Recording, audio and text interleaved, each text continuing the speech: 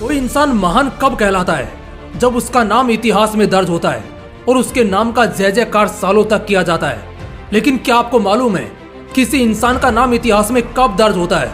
जब वो कुछ ऐसा अविश्वसनीय काम करता है जिससे लोग इंस्पायर होते हैं, लोगों के जीवन में बदलाव आता है, लोगों को जिंदगी के मायने समझ आते हैं। आज की कहानी एक ऐसे ही इंसान की है जिसने सालों से पीछे पड़ी अपनी विपरीत परिस्थितियों और जिंदगी में भरे पड़े दुखों को हराकर एक ऐसा मुकाम हासिल किया जिसने प्रूव कर दिया कि बदतर से बदतर हालातों में भी सफलता का चिराग जलाया जा सकता है। जरूरत है तो बस उन हालातों से लड़ने की।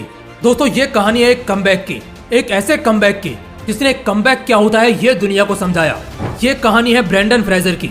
जिन जिन लोगों ने ऑस्कर अवार्ड्स की खबरें पढ़ी होंगी उन्हें पता ही होगा कि ये बंदा कौन है।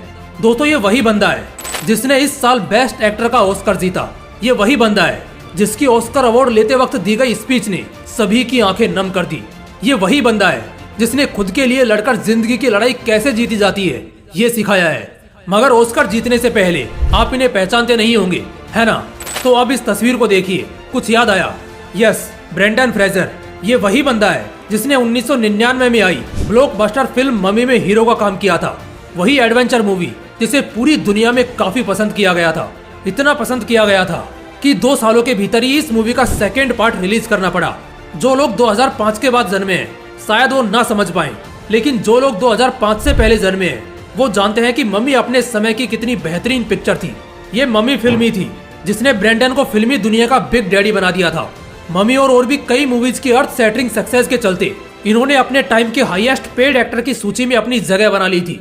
2002 के बाद ब्रेंडन की जिंदगी का बुरा दौर शुरू हुआ। पहले तो 2003 में हॉलीवुड इंडस्ट्री के बड़े बड़े लोगों ने ब्रेंडन से छेड़खानी की और उससे दिल नहीं भरा तो पिक्चरों में काम देना बंद करने का ट्राई किया।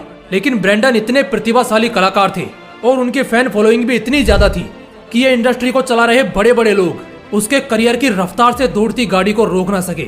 लेकिन कहते हैं ना, समय का पहिया कभी भी एक ही रफ्तार में नहीं घूमता, वो कभी ना कभी धीमा पड़ता ही है। 2008 में ब्रेंडन की गाड़ी की रफ्तार कम होने लगी। एक तरफ इंडस्ट्री में काम मिलना लगभग खत्म सा हो गया। जाहिर है कि इस तरह की सिचुएशन में कोई भी इंसान डिप्रेशन में जाएगा ही और शायद उसको कुछ कर बैठने की इच्छा भी हो। ऐसे में वो खुद को इस तरह की सिचुएशन से बाहर निकालने के लिए अपने फैमिली की तरफ ही तो देखेगा। लेकिन कुदरत का खेल तो देखो, ब्रेंडन को उसकी जीवन संगनी तक का साथ नहीं मिला। 2009 में उनका तलाक हो गया और दोनों अपने अपने रास्ते पर निकल गए।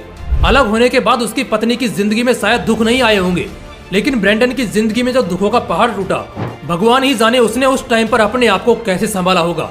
लेकिन यह तो बस शुरुआत थी। अभी जिंदगी का सबसे बुरा दौर ब्रेंडन को देखना बाकी था।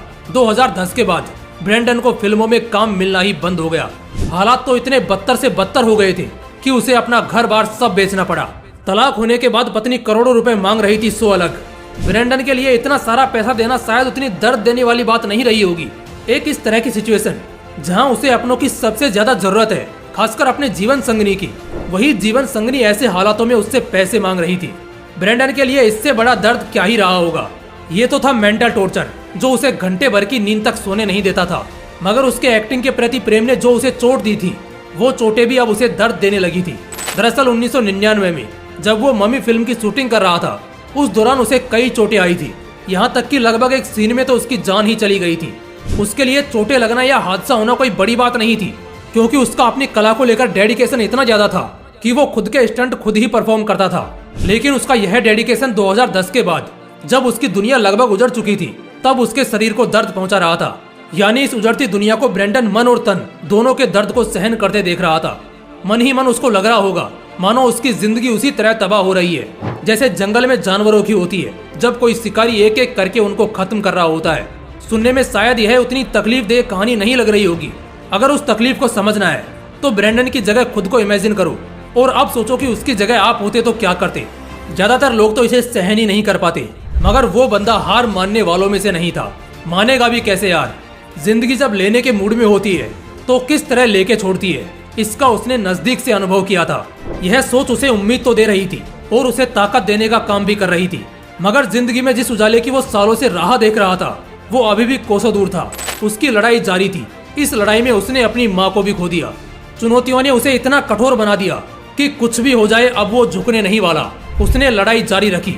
अपनी इस लड़ाई में उसने छोटे छोटे टीवी सीरियल्स में काम किया 2019 में तो उसने लाइन ऑफ डिसेंट नाम की एक इंडियन फिल्म में भी काम किया। उसने एक ऐसी पिक्चर में काम किया जिसका मैंने आज से पहले कभी नाम तक नहीं सुना था, शायद आपने भी नहीं सुना होगा। इससे आप ब्रेंडन के स्ट्रगल का अंदाजा लगा सकते हो। कुछ भी हो, मगर लाइफ के इस फेज का इस बंदे ने डटकर सामना किया। कहते हैं कि इतिहास वही रचता है जो बड़ी से बड़ी चुनौतियों का डटकर सामना करता है, बड़े से बड़े तूफानों का बिना थके, बिना हारे और बिना झुके डटकर सामना करता है, उससे लड़ता है। ब्रेंडन ने भी यही किया, इसीलिए तो इतने सालों के संघर्ष के बाद उसे जो मिला, उसे पाने का उसने शायद सपना भी नहीं देखा होगा। जी हाँ, ऑस्कर का। यही नहीं, जिन लोगों ने उसके साथ अन्याय किया था उन सबको जिंदगी ने आज बड़ा सबक सिखा दिया। और एक बार फिर ब्रेंडन उस दौर में पहुंच चुके हैं जहां इंडस्ट्री में उनकी तारीफों के पुल बांधे जा रहे हैं और उसकी जीवन गाथा के कसीदे पढ़े जा रहे हैं। इसलिए दोस्तों एक बात याद रखना, लाइफ में कितनी ही बड़ी समस्या क्यों ना आए, कितने ही सालों का स्ट्रगल क्यों ना करना पड़े, करो। इस स्ट्रगल पीरियड को श्राप नहीं वरदान समझो, क्योंकि भगवान भी ऐसा कुछ उसी के साथ करते हैं जिसमें इतिहास रचने की क्षमता होती है। दोस्तों आज की वीडियो से कुछ नया सीखने को मिला हो तो लाइक और शेयर करना मत भूलना।